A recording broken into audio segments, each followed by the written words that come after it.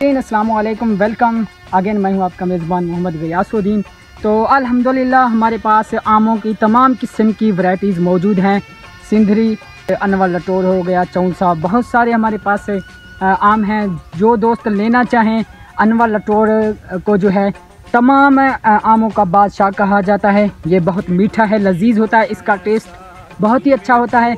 अल्हम्दुलिल्लाह हमारे पास तमाम किस्म की वैराइटीज़ मौजूद हैं। अचारी आम तो लेना चाहे तो हमारे इस नंबर पर रब्ता करें। इंशाल्लाह हम मुनासिब कीमत पर आपको जो है आमों की पेटियां और खाने के लिए जिस दोस्त को आम चाहिए वो कांटेक्ट करे और हमसे ले सकता है। जज़ाकल्लाह। आप कहीं ना जाएं, देखते रहें गयास ऑफिशियल। आप देख सकते हैं इस टाइम हमारी जो है 44 पेटी सिंदड़ीज़ हैं। परसों भी हमने तोड़े थे, वो माशाल्लाह जैसा कि आपको मालूम है बहुत हाई रेट जा रहा है इनका। तकरीबन 2600, 2000, 1800, 1500 तक जो है पेटी जा रही है। आज जो है हमने जो है 44 पेटी जो बनाई है सिंदड़ी के आम्स हैं। तो इंशाल्लाह इसका रेट हम आपको नेक्स्ट वीडियो में बताएंगे।